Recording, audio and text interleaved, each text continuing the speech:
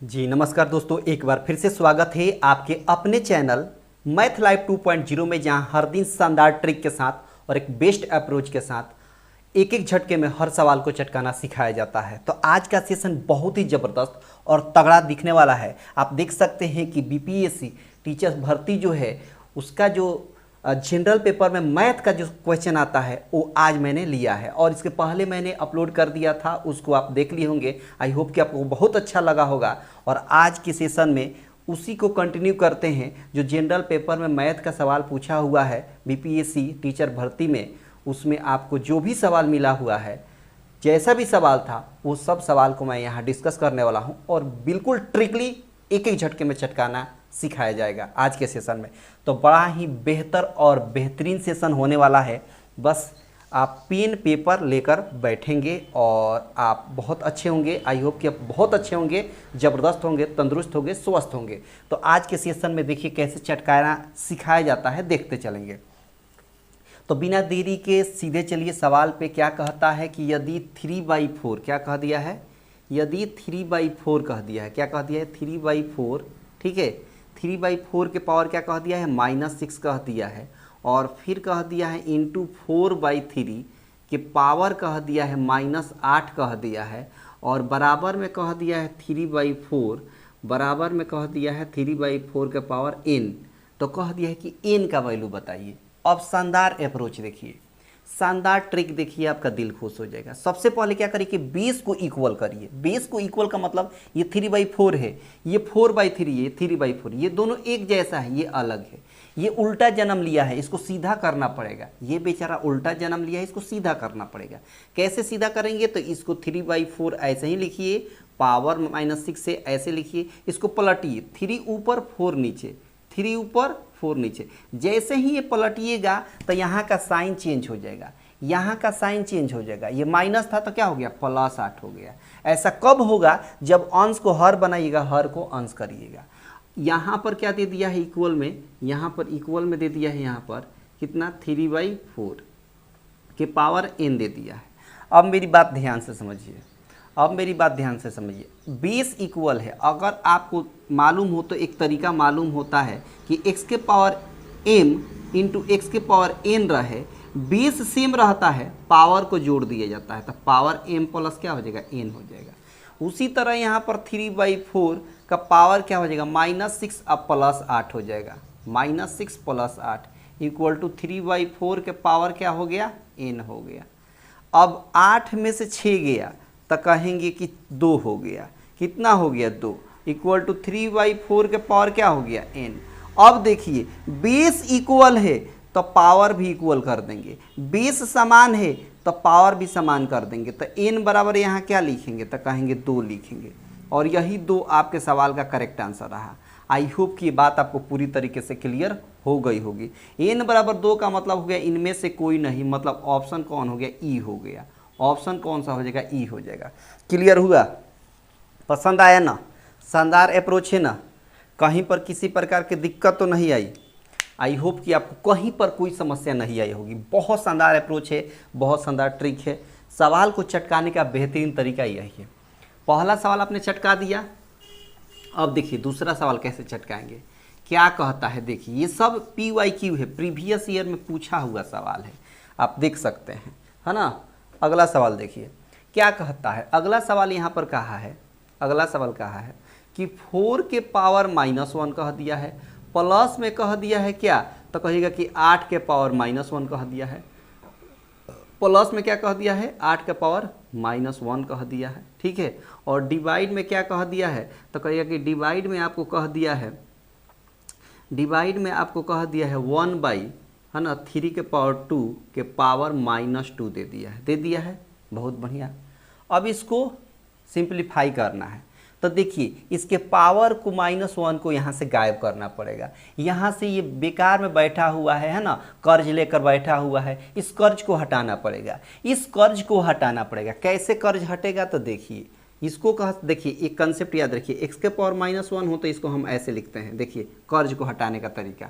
तो यहाँ पर क्या हो जाएगा, तो 4 के पावर -1 का मतलब 1/4 और 8 के पावर -1 का मतलब 1/8, ठीक है। बहुत बढ़िया। यहाँ पर देखिए इसको कर्ज कैसे हटाएंगे, इसका कर्ज हटाने का तरीका है इसको पलट दीजिए, 2 ऊपर 3 नीचे, 2 ऊपर 3 नीचे। चाहे एक और तरीका है, ये 3/2 को ऊपर लेके चले जाइए, जैसे ही 3/2 को ऊपर लेकर जाएंगे ये माइनस हट जाएगा, तो 3/2 के पावर क्या हो गया, +2 हो गया। क्लियर हुआ। अब यहाँ लिखेंगे 1/4, इसको भिन्न का जोड़ कर देंगे। कैसे जोड़ेंगे, तो एलसीएम कितना हो जाएगा, 8 हो जाएगा, 4 दूना 8 हो जाएगा, +1 हो जाएगा। ठीक है। अब यहाँ पर क्या हो जाएगा, 3 का x² 9 और 2 का x² 4। यहाँ पर क्या हो जाएगा 3/8 और डिवाइड को मल्टीप्लाई में चेंज करेंगे तो 4 ऊपर और 9 नीचे। 3 से काटेंगे एक बार में 3 3 9, 4 से काटेंगे एक बार में 4 दूना 8, तो ये हो गया ऊपर 1 1 जा 1 हो गया, नीचे 3 2 जा 6 हो गया। 1/6 आपके सवाल का सही आंसर हो गया। मतलब ऑप्शन ए आपके सवाल का करेक्ट आंसर रहा। ऑप्शन ए आपके सवाल का करेक्ट आंसर रहा। क्लियर रहा ना। शानदार अप्रोच है ना, बहुत ही शानदार। बस देखते रहिए, सीखते रहिए, है ना, हंसते रहिए, मुस्कुराते रहिए और इस सेशन का आनंद लेते रहिए। आराम आराम से सीखिए, बस कोई इसमें हड़बड़ी नहीं है, कोई आपको गड़बड़ी नहीं है। आराम से सीखिए और चटकाना सीखते रहिए। पेन पेपर लेकर बैठे रहिएगा, है ना, पेन पेपर लेकर बैठे रहिएगा और हमसे पहले सॉल्व करने का प्रयास करिएगा। अगर हो जाता है तो अच्छी बात है, नहीं हो पाता है तो आप देखिए जनरल पेपर में जो भी मैथ का सवाल आपसे पूछेगा वो सब वही पैटर्न वही लेवल मिलने वाला है, क्योंकि प्रीवियस ईयर सवाल है। और जैसे ही प्रीवियस ईयर सवाल खत्म हो जाएगा तो जो संभावित प्रश्न है, आने वाली संभावना जो रहती है इसी लेवल का, वो सवाल भी आपको करा दिया जाएगा, है ना। तो आराम से देखिएगा। सवाल में क्या बोला है, सवाल बोला है कि ए रेशियो बी बराबर कह दिया है 1/2 रेशियो 3/8 कह दिया है। अब इसको सीधा करेंगे तो क्या हो जाएगा, इसको a/b लिख सकते हैं, फिर इसको 1/2 और डिवाइड 3/8 लिख सकते हैं। ये 8 ऊपर चला जाएगा तो 1/2 8/3 हो गया।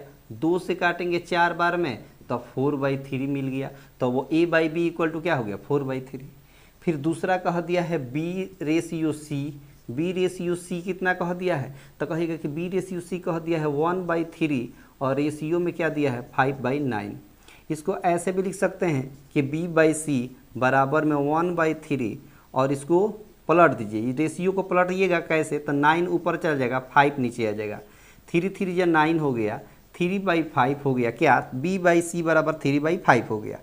उसके बाद अगला क्या बोला है, सी रेशियो डी बोला है। सी रेशियो डी कितना बोला है, तो कहेगा कि 5/6 रेशियो में कितना दिया है, तो कहेगा कि 3/4 दिया है। इसको c/d ऐसे लिखेंगे तो ये 5/6 हो जाएगा। इसको मल्टीप्लाई में चेंज करेंगे तो 4 ऊपर 3 नीचे, 2 2 जा 4, 2 3 जा 6, तो 5 2 जा 10 हो गया, नीचे 3 3 जा 9 हो गया। इतना बात आपको समझ में आ गई, सब मिल गया। देखिए a/b मिल गया यहाँ पर 4/3, b/c मिल गया 3/5 और c/d मिल गया 10/9। अब आपसे पूछा क्या है, सवाल में पूछा है कि a ratio b ratio c ratio d पूछ दिया है। a मतलब क्या है, तो 4 है। अब b मतलब क्या है, b का वैल्यू कितना दिया है, 3 दिया है। यहाँ भी b का मान कितना दिया है, 3 दिया है, तो 3 लिख चुके हैं। ठीक है। c का वैल्यू कितना दिया है, 5 दिया है, तो यहाँ पर 5 लिख देंगे। और c और d का वैल्यू यहाँ अलग से दिया है, देखिए 10 और 9, तो यहाँ 10 लिख दीजिए, यहाँ 9 लिख दीजिए। लेकिन अगर ध्यान से देखें, ध्यान से, तो 10 यहाँ c का वैल्यू 2 अलग अलग दिख रहा है, यहाँ 10 दिख रहा है, यहाँ 5 दिख रहा है, तो इसको भी 10 बना दे। कैसे, तो कहेंगे ऊपर वाला में 2 से गुणा कर देंगे तो ये 10 बन जाएगा। तो सब में गुणा करना पड़ेगा, क्योंकि किसी एक में करिएगा तो बैलेंस नहीं हो पाएगा। तो 4 में 2 से करेंगे तो 8 हो गया, फिर 3 में 2 से करेंगे तो 6 हो गया, और यहाँ 5 2 जा 10 हो गया, ऊपर भी 10 नीचे भी 10, और यहाँ d का वैल्यू 9 दिख रहा है तो 9 लिख देंगे। और यही आपके सवाल का सही आंसर हो जाएगा, यही आपके सवाल का करेक्ट आंसर होगा। क्लियर रहा। 8:6:10:9 हो गया। तो ऑप्शन कौन सा हो जाएगा, तो ऑप्शन बी हो जाएगा कि नहीं, 8 6 10 9। क्लियर हो गया। कोई दिक्कत तो नहीं, कोई परेशानी तो नहीं है किसी प्रकार का, कहेगा बिल्कुल परेशानी नहीं है, एकदम आराम से सीखिए, कोई हड़बड़ी नहीं, कोई गड़बड़ी नहीं। अगला सवाल देखिए, अगला सवाल क्या कहता है। अगले सवाल को कैसे चटकाएंगे, आराम से सीखिए, कहीं किसी प्रकार की समस्या होने वाली नहीं है। सवाल क्या कहता है, सवाल में क्या कह दिया है, सवाल में आगे कह दिया कि सुरेश और शशि है। एक सुरेश है, ठीक है, एक सुरेश है और एक शशि है। समझिए बात, एक शशि है, एक सुरेश है और एक शशि है, और दोनों जो है काम करते हैं। तो ऐसे लिखिए, इसको ऐसे लिखिए, सुरेश को ऐसे लिखिए, सुरेश जो है कितना दिन में काम को कंप्लीट कर देता है, तो 11 दिन में। और शशि जो है ये काम को कितने दिन में कंप्लीट करता है, 17 दिन में करता है। ठीक है, दोनों मिलकर काम को पूरा करके 5600 पारिश्रमिक प्राप्त करते हैं, यानी 5600 रुपये प्राप्त करते हैं। तो सबसे पहले इसको क्या करें, इसका एलसीएम निकालें। एलसीएम कितना हो जाएगा, 11 × 17 हो जाएगा। बहुत बढ़िया, 11 से भाग देंगे इसमें तो 11 कट जाएगा तो बचेगा 17 यहाँ पर, और 17 से भाग देंगे तो 17 कट जाएगा तो बचेगा 11। इसका मतलब ये सुरेश की क्षमता कितनी है, तो कहेगा कि 17 है। शशि की क्षमता कितनी है, तो कहेगा 11 है। अब आपसे जो पूछ दे दोनों को मिलाकर कितना काम करते हैं, तो कहेगा कि 17 और 11 मिलकर 28 काम करते हैं। कितना काम करते हैं, 28 काम करते हैं। आपके हिसाब से 28 काम करते हैं, और सवाल में इस 28 काम के लिए दोनों को कितना रुपया मिलता है, तो कहेगा कि दोनों को 5600 रुपया मिलता है। दोनों को कितना रुपया मिलता है, ये 28 काम करने के लिए दोनों को कितना रुपया मिलता है, 5600। तो 28 से काटिए, एक बार में 28 दूना 56 हो गया, 200। एक यूनिट का वैल्यू कितना हो गया, 200 हो गया। अब आपसे जो पूछ दे, तब पूछ दिया सुरेश को कितना रुपया मिला होगा, तो सुरेश का कितना यूनिट है, 17 यूनिट। तो 17 यूनिट का वैल्यू कितना हो जाएगा, 17 दूना 3400 हो गया। अच्छा, शशि को कितना यूनिट है, 11 यूनिट है, तो 11 यूनिट का वैल्यू कितना हो जाएगा, 11 दूना 2200 हो जाएगा। यानी सुरेश को 3400 और शशि को 2200 रुपया मिल गया। सुरेश को 3400 और शशि को 2200 मिल गया। मतलब ऑप्शन कौन हो जाएगा, तो कहेगा कि ऑप्शन बी हो जाएगा। ऑप्शन बी आपके सवाल का करेक्ट आंसर रहा। आई होप कि ये बात आपको पूरी तरीके से क्लियर हो गई होगी। बहुत शानदार अप्रोच है। टाइम एंड वर्क पे सवाल आपसे पूछ दिया जाता है और आपको इस तरह से, है ना, पैसे को डिवाइड करके आंसर देना पड़ता है। क्लियर हो गया, बहुत ही शानदार। बस देखते रहिए, सीखते रहिए, है ना, हंसते रहिए, मुस्कुराते रहिए और इस सेशन का आनंद लेते रहिए, इस सेशन का आनंद लेते रहिए। देखिए सवाल क्या कहता है, अगला सवाल कहता है कि ए का वजन बी के वजन से का 25% है। जो भी ए का वजन है और बी का वजन का कितना प्रतिशत है, 25% का मतलब 25/100 हो गया। काटेंगे तो 1/4 मिलेगा, 1/4 मिलेगा, बिल्कुल मिलेगा। उसके बाद बोला है कि ए का ही वजन के बारे में बात बोला है और सी के वजन का कितना प्रतिशत है, तो कहेगा कि 40% है। तो 40 यहाँ लिख देंगे, 40/100 हो जाएगा। 1 0 से 1 0, 2 2 4 और 2 5 10, यानी 2/5 हो गया। ठीक है जी। अब बोला है कि सी के वजन का कितना प्रतिशत बी के वजन के बराबर है। सी के वजन का कितना प्रतिशत बी के वजन के बराबर है। सबसे पहले ए बी सी को बराबर करिए। देखिए ए का वैल्यू यहाँ 1 है, ए का वैल्यू यहाँ 2 है, तो इसको भी 2 बनाना पड़ेगा। कैसे, तो ऊपर 2 से गुणा करेंगे, नीचे भी 2 से गुणा करेंगे, तो 2 एकम 2 हो गया, 4 दूना 8 हो गया। अब देखिए ना, ए बी सी तीनों का रेशियो निकल कर आ गया। ए मतलब 2, यहाँ भी 2 है, बी मतलब 8, तब बी मतलब 8 हो गया, और सी मतलब 5। सवाल में क्या बोला है, सवाल में आपसे कह दिया है एक ही बात कि जो सी का वजन का कितना प्रतिशत बी के वजन के बराबर है। सी का वजन का कितना प्रतिशत बी के वजन के बराबर है। तब बी के वजन की बात बोला है, तब बी को ऊपर रखिए।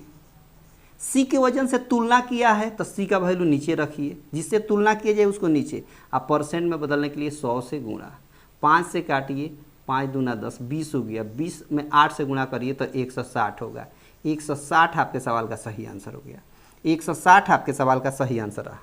आई होप कि आपको ये बात पूरी तरीके से क्लियर हो गई होगी। तो 160 का मतलब ऑप्शन ए हो गया। ऑप्शन ए आपके सवाल का करेक्ट आंसर रहा। क्लियर रहा, बढ़िया अप्रोच है ना, शानदार शानदार अप्रोच आपको मिल रहा है ना। सवाल का चिंता मत करिए, सवाल को तो बस ऐसे कि तैसे आप करते चलिएगा, इसमें बहुत ताकत नहीं है। जनरल पेपर में जो मैथ का सवाल पूछ रहा है बीपीएससी में, टीचर्स भर्ती में, इसमें बहुत ताकत नहीं है, बस यही पैटर्न है। ये भी नहीं कि अपने से बनाकर लाया गया है सवाल, नहीं, ये PYQ है, प्रीवियस ईयर सवाल को लेकर आया गया है, ताकि आप रूबरू हो जाएं कि सवाल पूछता कैसे है। ठीक है, तो इसलिए आपको दिखा दिया गया PYQ। उसके बाद जब PYQ हो जाएगा तो आपको इसी पर आधारित और भी बहुत सारी क्वेश्चंस को करा दिया जाएगा, ताकि आपका क्लियर हो जाएगा। ठीक है, अगला सवाल देखेंगे। अब अगला सवाल क्या कहता है देखेंगे। अगला सवाल कहता है कि तांबे के एक गोले का व्यास दिया हुआ है। तांबा का एक गोला है ना, एक गोला है ऐसे, इसका व्यास दे दिया गया है। व्यास कितना दे दिया गया है तो कहिएगा कि 6 सेंटीमीटर। जब व्यास 6 है तो त्रिज्या कितना हो जाएगा, 3 सेंटीमीटर, आधा होता है। उसके बाद गोले को पिघलाया जाता है, पिघला कर एक तार बनाया जाता है। तार इस तरह का बना दिया गया है ना, तार बना दिया गया और तार की लंबाई कह दिया गया 36 सेंटीमीटर। तो तार की क्या बता दिया गया, तो कह दिया कि इस तार की त्रिज्या बता दीजिए, त्रिज्या आर का वैल्यू। अब एक बात बताइए, जब भी कोई वस्तु पिघला कर दूसरा वस्तु बनाया जाए तो आयतन बराबर कर दीजिएगा। क्या बराबर करिएगा, आयतन। तो इस गोले का आयतन क्या होता है, फार्मूला आपको याद होना चाहिए, 4/3 पाई आर क्यूब। और इस बेलन के आकार का ना है, देखिए ये पेन की तरह हो गया, मार्कर की तरह। मार्कर कैसा है, बेलन के जैसा है। तो बेलन का क्षेत्र आयतन क्या होता है, तो कहेंगे pi r x square. Pi r x square h होता है। ठीक है बालक, पाई से पाई को काट दीजिए, 4/3 हो गया। और आर का वैल्यू कितना है, 3। तो 3 का क्यूब करेंगे तो क्या आएगा, 27 आएगा। ठीक है बालक, आर का वैल्यू निकालना है, आर एक्स स्क्वायर अपनी जगह पर रहेगा। एच मतलब कितना है, तो कहेंगे 36 है। ऊंचाई कितना है, 36 है। अब देखिए ना, 3 से काटिए 9 बार में, 9 से काटिए 9 चौका 36 और 4 से काटिए 4। आर एक्स स्क्वायर बराबर, इधर सब कुछ कट गया तो क्या बच गया, 1। तो आर एक्स स्क्वायर बराबर 1, तो आर का मान कितना हो जाएगा, 1 हो जाएगा। वो आर का वैल्यू कितना हो जाएगा, 1। यानी इस तार की त्रिज्या कितनी हो गई, 1 हो गई। 1 का मतलब हो गया ऑप्शन ई, इनमें से कोई नहीं, इनमें से कोई नहीं। क्लियर हुआ, कोई दिक्कत तो नहीं है, कोई परेशानी तो नहीं है, आराम से चल रहा है ना सेशन, जीवन का आनंद मिल रहा है ना, अच्छे से सीख रहे हैं ना, बहुत शानदार। अगला सवाल देखिए कैसे चटकाएंगे। अगला सवाल देखिए, सब एक एक झटके में चटकाया जाएगा, इसमें कहीं पर कोई ताकत नहीं है। देखिए सवाल देखिए क्या कहता है। कहता है, क्या कहता है, कहता है कि आपको 2 वृत्त है जो आंतरिक रूप से स्पर्श करती है। 2 वृत्त है, एक वृत्त यह हो गई और एक और वृत्त हो गई जो आपको ऐसे स्पर्श करती है। एक वृत्त ऐसे स्पर्श करती है और दोनों के केंद्र का बीच का डिस्टेंस दिया है। इसका बड़ा वाला का केंद्र यह है, छोटा वाला का केंद्र यह है, और दोनों के केंद्र के बीच की दूरी 6 सेंटीमीटर दिया हुआ है। कितना सेंटीमीटर, 6 सेंटीमीटर। ठीक है, तो हम क्या करते हैं, बड़े वाला का यहाँ से लेकर यहाँ तक त्रिज्या, बड़े वाला का त्रिज्या आर मान लेते हैं और छोटे वाला का त्रिज्या स्मॉल आर मान लेते हैं। कैपिटल आर मान लिए बड़े वाले का, छोटे वाला क्या मान लिए, छोटा आर। तो अगर मान लीजिए कि अगर यहाँ पर ये बड़ा वाला में से छोटा वाला घटाएं तो 6 आ जाएगा। इस बड़ा वाला में से ये छोटा वाला घटाएंगे तो 6 आ जाएगा कि नहीं, बड़ा वाला में से छोटा वाला घटाएंगे तो 6 आ जाएगा, बिल्कुल आ जाएगा। अब एक और बात बोला है, दोनों के क्षेत्रफलों का योग दे दिया है। तो बड़ा वाला का क्षेत्रफल क्या हो जाएगा, तो कहेंगे पाई आर एक्स स्क्वायर। छोटा वाला वृत्त का क्षेत्रफल क्या हो जाएगा, तो कहेंगे pi r x square, small r x square. दोनों का योग सवाल में कह दिया है 116 पाई। कितना बोल दिया है, 116 पाई। अच्छा देखिए, पाई से पाई कट गया, पाई से पाई कट गया, कैपिटल आर एक्स स्क्वायर हो गया, capital R x square plus small r x square बराबर कितना हो गया, 116। अब देखिए r माइनस आर बराबर 16 दिया है और R x square plus R x square बराबर 116 दिया है। r माइनस आर बराबर 16 नहीं, सॉरी 6 दिया है। r माइनस आर का वैल्यू 6 दिया है, R x square plus R x square का वैल्यू 116 दिया है। अब इसको ना सॉल्व नहीं करेंगे, क्योंकि अगर इसको सॉल्व करेंगे ना तो काफ़ी ज़्यादा वक्त लगेगा, तो हम ऑप्शन की सहायता से चटकाएंगे। पहला ऑप्शन क्या दिया है, तो कहेंगे ई नंबर जो ऑप्शन दिया है वो 16 और 10 दिया है। समझिएगा बात, यानी कैपिटल आर दे दिया है, त्रिज्या निकालना है ना, हाँ, कैपिटल आर का वैल्यू 16 और स्मॉल आर का वैल्यू 10। अब सेटिस्फाइड करेंगे हम ये वैल्यू, या कैपिटल आर और स्मॉल आर का वैल्यू यहाँ भी रखेंगे, यहाँ भी रखेंगे। यहाँ भी रखने पर अगर 6 आ गया, यहाँ रखने पर अगर 116 आ गया, तो कहेंगे यही ऑप्शन सही है। ऑप्शन की सहायता चटकाएंगे। 16 यहाँ रखेंगे और आर का वैल्यू यहाँ 10 रखेंगे, तो 16 में से 10 गया, 6 आ गया, मतलब इसमें सेटिस्फाइड कर गया। यही 16 यहाँ रखेंगे तो 16 का 100 256 हो गया। 256 जब यहीं पर आ गया तो 256 से ही कम ना है, कभी आएगा 256, जब यहाँ आ गया फिर आर का वैल्यू 10 का 100, 256 और 10 356 हो गया। 356 इधर है, नहीं है, तो ये ऑप्शन नहीं होगा। दूसरा ऑप्शन चेक करिए, दूसरा ऑप्शन कह दिया है 10 और 4, यहाँ पहले रखिए 10 आर का मान कैपिटल आर 10 रखेंगे, स्मॉल आर 4 रखेंगे, तो 10 में से 4 गया 6, इसमें सेटिस्फाइड कर गया, इसमें सेटिस्फाइड करिए। 10 का एक्स बार यहाँ रखेंगे तो क्या होगा 100 होगा, और यहाँ स्मॉल आर 4 है, तार 4 का एक्स बार करेंगे तो कितना हो जाएगा 16, तो 10 में 16 जोड़ेंगे तो कितना हो जाएगा 116 हो जाएगा, मतलब ऑप्शन बी हो गया। और एक कमाल का ट्रिक है, बोलिए कोई दिक्कत है? ऑप्शन की सहायता से आपने एक झटके में चटका दिया, यहाँ पर किसी प्रकार का कोई समस्या नहीं है, किसी प्रकार का कोई तकलीफ नहीं है, एक झटके में आपने चटका दिया। अगला सवाल देखिए, बस देखिए सीखिए सवाल को आखिर चटकाया कैसे जा रहा है, वो भी एक एक झटके में, आराम से सीखेंगे, कोई इसमें ताकत नहीं है। अगला सवाल क्या कहता है, देखिए अगला सवाल कहता है कि एक तेज ट्रेन 600 किलोमीटर की यात्रा के लिए धीमी ट्रेन से 3 घंटा कम समय लेती है। एक ट्रेन है जो यात्रा करती है कितना 600 किलोमीटर, 600 किलोमीटर की यात्रा करती है, लेकिन जो तेज चल रही है ना वो धीमी चलने वाली ट्रेन से 3 घंटा कम समय ले। जाहिर सी बात है कि तेज चलेगी तो समय कम लगेगा, और जो धीमी गति चलने वाली ट्रेन है वो तेज चलने वाली ट्रेन से 10 किलोमीटर प्रति घंटा कम लेती है, कम है। तो दोनों ट्रेन के बीच की गति बता दीजिए। अब एक शानदार ट्रिक देखिए, एक शानदार ट्रिक देखिए, आपका दिल खुश हो जाएगा।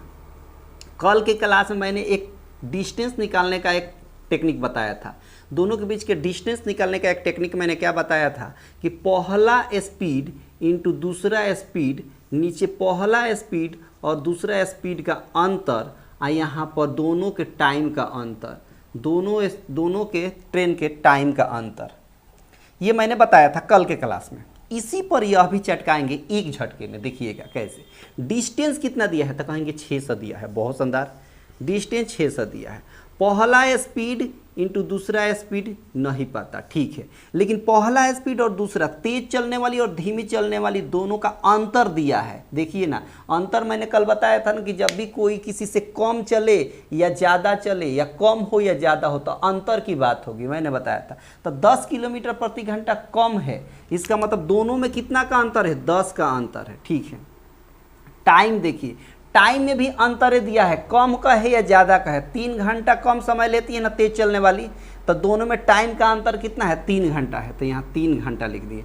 ये भी किलोमीटर प्रति घंटा में, यह भी घंटा में, तो इसको घंटा में बदलने की ज़रूरत नहीं है। अब एक बात बताइए, ये 3 से काटिएगा तो 3 दूना 6 होगा 200, 10 इधर गुणा होगा तो पहला स्पीड इंटू दूसरा स्पीड बराबर क्या हो जाएगा, 10 में 200 से गुणा करेंगे तो कितना हो जाएगा, तो कहेंगे कि 2000 हो जाएगा। अब देखिए, अब सवाल इसमें भी ऑप्शन की सहायता से चटकाएंगे, वो भी एक झटके में। कहा है कि पहला स्पीड और दूसरा स्पीड निकालने को कहा है सवाल में, ठीक है। ऑप्शन में भी दिया है पहला स्पीड और दूसरा स्पीड का अलग अलग वैल्यू दिया है। यहाँ एक क्या आ गया इक्वेशन कि पहला स्पीड और दूसरा स्पीड में गुणा करने पर, जिस ऑप्शन में गुणा करने पर दोनों 2000 आ जाए, वही आंसर आपका सही है, वही ऑप्शन। तो पहला ऑप्शन हम चेक करते हैं, पहला ऑप्शन क्या बोला है, तो पहला ऑप्शन दिया है 50 और 40। देखिए ये पहला स्पीड है, ये दूसरा स्पीड है, क्या दोनों को गुणा करने पर 2000 आएगा, तो कहेंगे बिल्कुल आ जाएगा। 40 में 50 से गुणा करिए तो 2000 आ गया, मतलब इसी में सेटिस्फाइड कर गया, तो ऑप्शन ए आपके सवाल का करेक्ट आंसर रहा। सेटिस्फाइड कर गया पहला ऑप्शन में, तो पहला ऑप्शन ये आपके सवाल का करेक्ट आंसर रहा। आई होप कि बात आपको पूरी तरीके से क्लियर हो गई होगी। बोलिए क्लियर हुआ कि नहीं हुआ, तो कहेगा बिल्कुल क्लियर हुआ, एकदम क्लियर हो गया, इसमें कहीं पर कोई दिक्कत होने वाली नहीं है। बड़े आराम से आपने चटका दिया, कोई दिक्कत इसमें नहीं है। क्लियर हुआ ना, बहुत शानदार। अगला सवाल देखिए कैसे चटकाएंगे, अगला सवाल देखिए, अगला सवाल देखिए कैसे चटकाएंगे। अगला सवाल देखिए, बहुत आराम से सीखेंगे, इसमें कहीं पर कोई ताकत नहीं है। बस देखते रहिए, सीखते रहिए, हंसते रहिए, मुस्कुराते रहिए और इस सेशन का आनंद लेते रहिए, ठीक है बालक। बस देखिए, सीखिए, है ना, बड़ी आसानी से हर सवाल को, है ना, यहाँ पर चटका दिया जाएगा, ठीक है। अगला सवाल देखिए क्या कहता है। अगला सवाल कहता है, अगला सवाल क्या कहता है, अगला सवाल कहता है, ठीक है ना, कह दिया है कि 1/x, ठीक है, आप प्लस 1/y का वैल्यू कितना दिया है, तो कहेंगे 8 दिया है। क्या दिया है, 8 दिया है। फिर दिया है 1/y प्लस 1/z का वैल्यू कितना दिया है, 12 दिया है। फिर 1 बाई आपका z प्लस 1/x का वैल्यू कितना दिया है 10 दिया है, और सवाल में कह दिया है आपको कि x का मान बताइए। किसका मान बताइए? तो कहेगा x का मान बताइए। सवाल में कह दिया है कि x का मान बताइए। अब शानदार अप्रोच देखिए, सबको जोड़िए, लेफ्ट हैंड साइड को अलग जोड़िए, राइट हैंड साइड को अलग जोड़िए। जोड़िए, देखिए 1/x है, 1/x है, तो 1/x जोड़ेंगे तो 1 1 जोड़ेंगे तो कितना हो गया 2 हो गया, 2 हो गया ना बालक। और नीचे दोनों के नीचे आपका x है, दोनों के नीचे x है तो x रहेगा, ठीक है बालक। उसके बाद देखिए ना 1/y यहाँ भी है, तो 1 1 जोड़ेंगे तो कितना होगा 2 होगा, नीचे दोनों के नीचे y है तो y रहेगा। यहाँ देखिए 1/z है, 1 ऊपर 1 1 मिलकर कितना हो गया 2 हो गया, और नीचे दोनों के नीचे z है तो z रहेगा, और बराबर में इधर जोड़िए। देखिए 12 और 8 हो गया 20, 20 और 10 मिलकर हो गया 30, ठीक है बालक। अब देखिए 2 से कटेगा एक बार में, 2 से एक बार में, 2 से एक बार में, और 2 से ये 15 बार में, यानी यहाँ हो गया 1/x plus 1/y plus 1/z बराबर में हो गया 15 आपका। कोई दिक्कत? तो कहेगा बिल्कुल दिक्कत नहीं। अब एक काम बताइए, कौन सा काम बताइएगा? तो यहाँ पर देखिए हमको x का मान निकालना है, तो 1/x अपनी जगह पर रखिए। अगर ध्यान से देखें तो 1/y plus 1/z, 1/y plus 1/z का वैल्यू दिया है कितना? तो कहेंगे 12 दिया है, तो यहाँ पर 12 लिख देंगे। बराबर में क्या है 15 है, तो 15 रहेगा। 12 जाकर इधर घटेगा तो 1/x बराबर क्या हो गया? तो कहेंगे 3 हो गया। 12 उधर जाकर घटेगा तो 15 में से 12 गया 3 हो गया। नीचे कुछ नहीं तो 1, इसको x का मान निकालना है, 1/x का नहीं x का, तो इसको पलट दीजिए। इसको पलटिएगा तो इधर भी पलटेगा, 1 ऊपर 3 नीचे, यानी 1/3 आपके सवाल का आंसर हो गया। 1/3 का मतलब क्या हो गया? तो 1/3 का मतलब ऑप्शन बी हो गया। और ये कमाल का ट्रिक है, ये कमाल का अप्रोच है। सवाल को चटकाने का बेहतरीन तरीका यही है, ठीक है बालक। सवाल को चटकाने का शानदार अप्रोच यही है, इससे बेहतर कोई अप्रोच नहीं हो सकता। क्लियर है? कोई दिक्कत तो नहीं है? सब कुछ अच्छा चल रहा है? बहुत शानदार। बस देखिए सीखिए सवाल कैसे पूछा हुआ है, आप देख लीजिए। सवाल में कहीं पर कोई ताकत नहीं है ना, सवाल में कहीं पर कोई ताकत नहीं है। बस देखिए सीखिए और सवाल को चटकाना सीखिए। अगला सवाल क्या कहता है? कहता है कि एक राशि 5 वर्षों में साधारण ब्याज से 50% की वृद्धि होती है, और इसी दर से 12,000 रुपये का 3 वर्षों बाद चक्रवृद्धि ब्याज क्या होगा? अब एक बात बताइए, एक बात समझिए। 50% का मतलब क्या हुआ? तो कहेंगे 50/100 हुआ, यानी अगर प्रिंसिपल हम 100 ले लेंगे तो यहाँ पर ब्याज कितना है 50 है। सिंपल इंटरेस्ट यहाँ पर कितना है? तो सिंपल इंटरेस्ट यहाँ पर 50 है। अगर प्रिंसिपल 100 है तो सिंपल इंटरेस्ट ऊपर वाला है तो कितना हो गया 50 हो गया, ठीक है 50 हो गया। अगर अब ध्यान से देखें, टाइम दिया है आपको कितना 5 साल, टाइम कितना बोला है 5 साल दिया है, तो हमको यहाँ से रेट निकाल लेंगे। रेट कैसे निकलता है? तो रेट बराबर होता है सिंपल इंटरेस्ट इंटू 100 और नीचे P इंटू टी होता है। ये फार्मूला आपने पढ़ा होगा। तो सिंपल इंटरेस्ट कितना है? तो कहेंगे 50 से 100 आपको लिख दीजिए, और नीचे प्रिंसिपल कितना है? तो प्रिंसिपल 100 है। टाइम कितना है 5 है, 100 से 100 कट गया, 5 से 10 बार में, यानी रेट कितना आ गया? तो कहेंगे 10% आ गया, ठीक है बहुत शानदार। अब बोला है कि इसी रेट पर प्रिंसिपल अगर कितना रहे 12,000 तो 3 वर्षों के बाद चक्रवृद्धि ब्याज। अब चक्रवृद्धि ब्याज निकालने का ट्रिक देखिए, शानदार ट्रिक देखिए। देखिए कैसे? तो प्रिंसिपल कितना दिया है? तो कहेंगे कि 12,000 दिया हुआ है, ठीक है। 3 साल का डायग्राम देखिए, ऐसे होता है। पहले 10% इस पर ब्याज लगेगा। पहले ये पहला साल हो गया, ये दूसरा साल, ये तीसरा साल, ठीक है बालक। पहले साल जो ब्याज लगेगा वो 10% पर लगेगा, तो 12,000 का 10% कितना होगा? तो कहेंगे कि 1200 हो गया। लेकिन सिंपल इंटरेस्ट हर साल बराबर लगता है। ये पहला रो जो होता है वो सिंपल इंटरेस्ट का होता है, पहला जो रो होगा वो सिंपल इंटरेस्ट का होगा। तो पहले साल 1200, दूसरे साल भी 1200 और तीसरे साल भी 1200। लेकिन जैसे ही पहले साल से दूसरे साल में जाएंगे तो ब्याज के ऊपर ब्याज देना पड़ता है। चक्रवृद्धि ब्याज में ब्याज के ऊपर ब्याज लगता है, तो इस पर भी 10% ब्याज देना पड़ेगा। तो 1200 में 10% का ब्याज कितना हो गया? तो कहेंगे 120 हुआ, ठीक है। फिर इस पर भी ब्याज यहाँ देना पड़ेगा, इस पर भी ब्याज यहाँ देना पड़ेगा, इस पर भी यहाँ ब्याज देना पड़ेगा। तो इस पर ब्याज देंगे यहाँ पर तो कितना होगा? यहाँ हो जाएगा 120 हो जाएगा, ठीक है 120 हो जाएगा। फिर इस पर भी ब्याज देना पड़ेगा तो 120 हो जाएगा। फिर दूसरे साल से तीसरे साल में जाएंगे तो इस ब्याज के ऊपर भी ब्याज लगेगा, तो 120 का 10% कितना होगा, 12 होगा। अब सबको जो जोड़ देंगे ना ये सबको, तो आपका कंपाउंड इंटरेस्ट निकल जाएगा। सबको जोड़िए, इन्हें चक्रवृद्धि ब्याज निकल जाएगा। तो 12 12 12 मिलकर कितना हुआ, 3600 हो गया। ठीक है, 120 120 120 मिलकर कितना हुआ, 360 हुआ। और यहाँ पर क्या हो गया, 12 हो गया। सबको जोड़ दीजिए तो 2 6 मिलकर 7, यहाँ 6 3 9 और यहाँ 3, 3972 आपके सवाल का सही आंसर हो गया। 3972 का मतलब हो गया ऑप्शन ए आपके सवाल का करेक्ट आंसर रहा। बोलिए क्लियर हुआ कि नहीं हुआ, बोलिए क्लियर हुआ कि नहीं हुआ। चक्रवृद्धि ब्याज निकालने का ये तरीका है। ठीक है, चक्रवृद्धि ब्याज निकालने का ये तरीका है। वैसे आपको ये प्रीवियस ईयर सवाल है, आपको अगर बेहतर ना समझ में आया हो तो एक तरीका और है। मतलब तरीका का मतलब कि आपको चैप्टर वाइज फिर से आपको करा दिया जाएगा। चक्रवृद्धि ब्याज का सवाल आपको करा दिया जाएगा, साधारण ब्याज का सवाल करा दीजिएगा, काम और आपका समय पर आधारित सवाल बना दिया जाएगा, टाइम एंड वर्क पर। जो जो टाइप का जिस जिस चैप्टर से आपका सवाल पूछा जाता है वो सभी को चैप्टर वाइज बता दिया जाएगा, तो भी क्लियर हो जाएगा। फिलहाल ये प्रीवियस ईयर सवाल है इसलिए आपको ऐसे बताया जा रहा है। अगर पहले से कंसेप्ट क्लियर होगा तो ज़रूर आपको समझ में आया होगा। अगर नहीं कंसेप्ट क्लियर होगा तो कोई बात नहीं, घबराइएगा मत, इस चैप्टर को चैप्टर वाइज ही करा दिया जाएगा। ठीक है, सवाल मतलब एक ही चैप्टर पर आधारित बहुत सारे 10 20 50 सवाल आपको करा दिया जाएगा, आराम से आपका क्लियर हो जाएगा। अगला सवाल देखिए, अगला सवाल देखिए क्या कहता है। अगला सवाल देखिए, ठीक है, अगला सवाल देखिए क्या कहता है। अगला सवाल इसमें कहा है, क्या कहा है, कहा है कि एक पिता की उम्र उसके पुत्र की उम्र की 5 गुनी है। ये फादर हैं और ये सन है। 5 गुनी बोला है, 5 गुनी बोला है, यानी सन यानी पुत्र का 1 रहेगा तो पिता का क्या हो जाएगा, 5 हो जाएगा। ये वर्तमान आयु का अनुपात है, वर्तमान आयु का अनुपात है। ठीक है बालक। उसके बाद बोला है आपसे सवाल में कि 15 वर्षों के बाद, 15 वर्षों के बाद ये अनुपात कितना हो जाता है, तो कहेगा कि जो पुत्र है उसके पिता जो है उसके पुत्र की उम्र की 2 गुनी रह जाएगी, यानी 2 गुनी हो जाता है। कब, तो कहेगा कि 15 वर्ष के बाद। तब बोला है कि पिता का उम्र बता दीजिए, यानी इसका वैल्यू बता देना है। अब समझिए, इस तरह के सवाल को मैंने कल बताया था। मैंने बताया था कि इनका डिफरेंस इक्वल करिए, ऊपर नीचे का। 5 और 2 में कितना का अंतर है, 3 का अंतर है।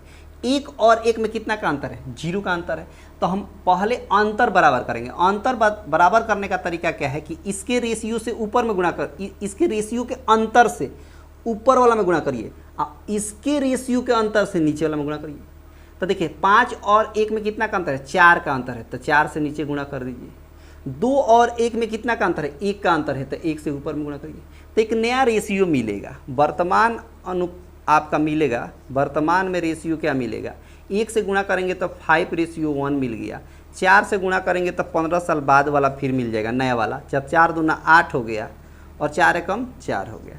ये मैंने क्यों किया, ऐसा मैं क्यों किया, इसलिए किया ताकि अंतर बराबर आ जाए। 5 और 8 में 3 का अंतर है, 1 और 4 में 3 का अंतर है। अंतर बराबर आ गया, 3 का अंतर आया ना, तो यहाँ से यहाँ आने में 3 यूनिट का समय लगा। लेकिन यहाँ पर रियल में देखिए, वर्तमान से यहाँ आने में 15 वर्ष लगा है। आपके हिसाब से 3 यूनिट, सवाल के हिसाब से 15 वर्ष। तो अपनी तुलना सवाल से कर दीजिए। 3 से काटिए 5 बार में, यहाँ 1 बार में 1 यूनिट का वैल्यू कितना आ गया, 5 आ गया। जब 1 यूनिट का वैल्यू 5 आ गया तो आपसे पूछा है पिता का वर्तमान आयु कितना है, 5 यूनिट। 1 यूनिट का वैल्यू 5, तो 5 यूनिट का वैल्यू कितना हो गया, 25, यानी 25 साल आपके सवाल का आंसर रहा। 25 साल का मतलब हो गया ऑप्शन आपका बी हो गया। कौन हो गया, ऑप्शन आपका बी हो गया। ये कमाल का अप्रोच है, ये कमाल का ट्रिक है, सवाल को चटकाने का बेहतरीन तरीका, सवाल को चटकाने का बेहतरीन तरीका। क्लियर हुआ ना, बहुत शानदार। अगला सवाल देखिए, अगला सवाल देखिए कैसे चटकाएंगे। बेहतरीन अप्रोच है सवाल को चटकाने का, बस देखिए सीखिए और सवाल को चटकाते हुए चलिए। सवाल अगला क्या कहता है, कहता है कि नीलू 1 रुपये में 2 नींबू की दर से नींबू खरीदती है। नीलू, देखिए सीपी कॉस्ट प्राइस, खरीदारी का मतलब कॉस्ट प्राइस। कॉस्ट प्राइस क्या है, 1 रुपया में, कितना रुपया में, 1 रुपया में, 1 रुपया में, ऐसे लिखिए 1 रुपया में, ये रुपया है, मूल्य है, और इधर वस्तु है, क्या है, वस्तु है। तो 1 रुपया में कितना खरीदती है, तो 2 नींबू खरीदती है। और बेचती कितना है, बेचती कैसे है, 2 रुपया में, कितना रुपया में, 3 रुपया में, 3 रुपया में 5 नींबू को बेच देती है, 3 रुपया में 5 नींबू को बेच देती है। तो अब इसका ट्रिक क्या है, इस तरह के सवाल को चटकाने का ट्रिक क्या है, देखिए ट्रिक ये है कि इस तरह के सवाल में वस्तु को बराबर कर दिया जाता है। वस्तु को क्या करेंगे, बराबर कर देंगे। यहाँ 2 है, यहाँ 5 है, इस 5 से ऊपर वाला में गुणा कर दिए, उस 2 से नीचे वाला में गुणा करिए, तो दोनों में गुणा होगा। ये 5 से ऊपर वाला में गुणा हो गया, ये 2 से नीचे वाला में गुणा हो जाएगा। तो देखिए ना, 5 दूना 10 और 5 दूना 10, दोनों वस्तु बराबर हो गया। तो यहाँ पर कॉस्ट प्राइस कितना मिलेगा, कॉस्ट प्राइस हो जाएगा 5 से कम 5 रुपया हो गया। सेलिंग प्राइस कितना हो जाएगा, तो सेलिंग प्राइस हो जाएगा 3 दूना 6 हो जाएगा, 3 2 जा 6 हो गया। और यहाँ भी 10 हो गया, यहाँ भी 10, वस्तु बराबर, रुपया से आप निकाल लीजिएगा लाभ या हानि। जब वस्तु बराबर कर दिया जाता है ना, तो रुपया से हम निकाल लेंगे क्या, लाभ या हानि।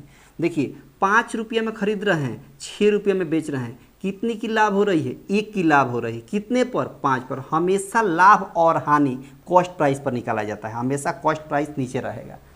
और परसेंट में बदलने के लिए 100 से गुणा, 5 से काटिए 20 बार में, यानी 20% आपका लाभ हुआ। 20% क्या हुआ, प्रॉफिट यहाँ से निकल कर आ गया। 20% का मतलब क्या हो गया, तो कहेंगे ऑप्शन सी हो गया। और ये कमाल का ट्रिक है, आप देख सकते हैं कितना शानदार अप्रोच है सवाल को चटकाने का। इससे बेहतर और आसान तरीका हो ही नहीं सकता। कितना स्मूथली हमने इस सवाल को चटका दिया, और आई होप कि आपको भी बेहतर तरीके से समझ में आ गई होगी। ठीक है, बस देखिए सीखिए, है ना। सवाल में बहुत ताकत नहीं है, सवाल में बहुत ताकत नहीं है। ठीक है, एक सवाल और है, इसको भी चटका देते हैं, उसके बाद इसको सिलसिला को रोक दिया जाता है। ठीक है, एक सवाल और है, देख लीजिए कैसे बनता है ना। अलजबरा का सवाल है, बहुत आसान है, इसमें बहुत ताकत नहीं है, और ये पूछा हुआ है। देखिए सवाल कहता है निम्नलिखित में मान निकालिए, किसका मान निकालिए, तो कह दिया है x के power a into b minus c दे दिया है, इंटू x के power b into c minus a दे दिया है, इंटू x के power c into a minus b दे दिया है। अब इसको देखिए, मैंने बताया था पहले क्या करिए, इसको मैंने बताया था अभी कि बेस सेम है और मल्टीप्लाई में, इंटू का मतलब मल्टीप्लाई था, पावर को जोड़ देंगे, पावर को क्या कर देंगे, जोड़िए, गुणा करते हुए जोड़िए। ए में बी से गुणा करेंगे तो क्या हो जाएगा, ए बी हो जाएगा। ए में सी से गुणा करेंगे ए सी हो जाएगा, प्लस जोड़ना है ना, प्लस बी में सी से गुणा करेंगे बी सी हो गया, और माइनस बी में ए से गुणा करेंगे तो ए बी हो गया, फिर प्लस, क्योंकि यहाँ पर मल्टीप्लाई है और बेस सेम है इसलिए प्लस यहाँ भी प्लस यहाँ भी। सी में ए से गुणा करेंगे तो यहाँ पर हो जाएगा सी ए, और माइनस बी में सी से गुणा करेंगे तो बी सी। अगर ध्यान से देखें तो ए बी प्लस में ए बी माइनस में, बी सी प्लस में बी सी माइनस में, सी ए प्लस में सी ए माइनस में, तो एक्स के पावर जब सब कुछ कट गया तो क्या हो गया, 0। और एक्स के पावर 0 का मतलब 1, एक्स के पावर 0 का वैल्यू कितना हो गया, 1 हो गया। तो 1 आपके सवाल का करेक्ट आंसर हो गया। 1 का मतलब हो गया ऑप्शन बी, और एक कमाल का अप्रोच है। मैंने बताया था थोड़ी देर पहले, एक सवाल आया था कि बेस सेम रहता है मल्टीप्लाई में, तब पावर को जोड़ दिया जाता है। पावर को मैंने जोड़ दिया बस गुणा करते हुए, क्योंकि यहाँ पर गुणा भी करना था, ए में बी से ए में सी से, उसी तरह बी में सी से बी में ए से, सी में ए से सी में बी से, गुणा करके मैंने जो कटा वो काट दिए, बच गया 0। एक्स के पावर 0 का वैल्यू 1, वाई के पावर 0 का वैल्यू 1, 5 के पावर 0 का वैल्यू 1, 7 के पावर 0 का वैल्यू 1, 2000 के पावर 0 वैल्यू 1, 3000 का पावर 0 वैल्यू 1। क्लियर हो गया? आई होप कि ये बात आपको समझ में आ गई होगी। तो आज के सेशन में बस इतना ही सवाल था, आपको बहुत अच्छे से समझ में आ गया होगा, और इसी पर आधारित लगातार सिलसिला ये जारी रहेगा जब तक आपका पेपर नहीं हो जाता। और आपको जनरल पेपर में मैथ का जो सेक्शन का जो सवाल पूछता है, जनरल कंपटीशन की तरह पूछता है ना, तो उस तरह के सवाल को आपको चटकाना सिखा दिया जाएगा। ठीक है, तो आपको कैसा लगा आप कमेंट बॉक्स बताइएगा, बेहतर लगा हो और चाहिए क्लासेज ऐसे, और क्वेश्चन चाहिए इस लेवल का, तो आप बताते चलिएगा, आपको सिलसिला जारी रहेगा। ठीक है, आप अपना ख्याल रखेंगे, तब तक बहुत बहुत धन्यवाद।